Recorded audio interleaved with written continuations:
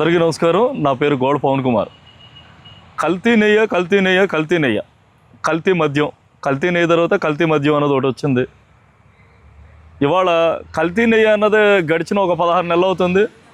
ఇది YCP government అధికారం కోల్పోయి 2024 మే నెలలో అధికారాన్ని కోల్పోయింది. జూన్ నెలలో కూటమి గవర్నమెంట్ అధికారంలోకి వచ్చిన తర్వాత ఆగస్టు సెప్టెంబర్ నెలలో కల్తీ జరిగిందని, తర్వాత దాని మీద ఒక సిట్టు విచారణ వేశారు. ఆ టైంలో కూడా ఆ పార్టీతో ఉన్న వ్యక్తి, డిప్యూటీ సీఎంగా ఉన్న వ్యక్తి అనుకుండా, అతను కూడా సనాతన ధర్మం అని కల్తీలు జరిగిందని చెప్పి గుళ్ళు గోపురాలు అవన్నీ తిరిగాడు. తర్వాత అది అందరూ మర్చిపోయారు దాన్ని. మరి వాళ్ళ డైవర్షన్ పాలిటిక్స్ అనుకుంటా వాళ్ళు ఏదో ప్రైవేటీకరణ, గవర్నమెంట్లు కాలేజీలు ప్రైవేటీకరణ అని చేశారని చెప్పి వాళ్ళు కోటి సంతకాల సేకరణ అని చెప్పి రీసెంట్గా 1 డే బ్యాక్ వాళ్ళు స్టేట్ వైడ్గా ధర్నా చేస్తే, అంటే ప్రజలను ఏదో రకంగా దీన్ని తప్పుదోవ పట్టేయడానికి అని చెప్పి ఇవాళ మళ్ళీ కల్తీ దాన్ని మళ్ళీ తెర మీద తీసుకొచ్చారు. ఇవాళ 164 మంది ఎమ్మెల్యేలు ఇచ్చిన తర్వాత గతంలో రౌడీయిజం, రాక్షసిజం నడిచింది అని చెప్పే చంద్రబాబు నాయుడు గారు కానివ్వండి, కూటమి ఎమ్మెల్యేలు కానివ్వండి, అభివృద్ధి పదంలో నడపాల్సింది పోయి చిన్నపిల్లోళ్ళు నాకు చాక్లెట్ ఇవ్వకపోతే నేను స్కూల్కి వెళ్ళను అన్నట్టుగా కల్తీ నెయ్యి, కల్తీ మద్యం.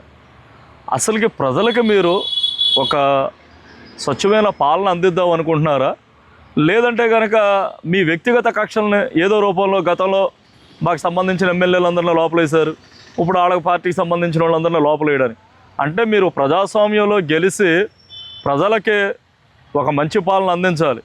అంటే మంచి పాలన అంటే ఏంటి? అధికారంలోకి వస్తే విద్య, వైద్యం, ఆరోగ్యం ఇలాంటి వాటి మీద దృష్టి పెట్టాలి.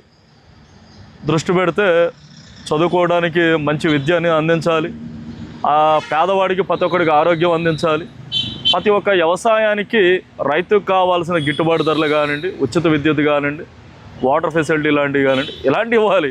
ఇవన్నీ లేకుండా ఎలా ఉందంటే వాళ్ళు మెడికల్ కాలేజీలు తీసుకొచ్చేసారు కదా, దాని గురించి మనం ఏదో రకంగా మళ్ళీ ప్రజల్లోకి వెళ్ళాలి. డైవర్షన్ పాలిటిక్స్ అన్నమాట. ఇది ఎలా ఉందంటే అమ్మ అన్నం పెట్టదంట, చిన్నమ్మకు బంగారు గాజులు తొడిగి కొనిపెట్టాలా అన్నట్టుగా ఉంది సామెత. ఇది అసలు దేనికన్నా ఉపయోగపడేది అనేది కల్తీ నెయ్యి అన్నది దేనికన్నా ఉపయోగపడే టాపిక్ అనేది. మీ గవర్నమెంట్ వచ్చిన ఇమీడియట్లీగా టీటీడీ బోర్డు చైర్మన్ దిగిపోతాడు, అందరూ దిగిపోతారు, మీ హ్యాండ్ ఓవర్లోకి వచ్చేసింది. అంటే అప్పటి నుంచి 90 రోజుల వరకు మీరు కూడా అదే నెయ్యి వాడారంటే మీరు కల్తీ చేసినట్టే కదా. అదే నెయ్యి వాడారు మీరు కూడా అంటే మీరు కల్తీ చేసినట్టే. అంటే మీరు ఆవు కొవ్వుతో తయారు చేసిన నూనె నెయ్యి కింద వాడి ప్రజలకు అందించారా?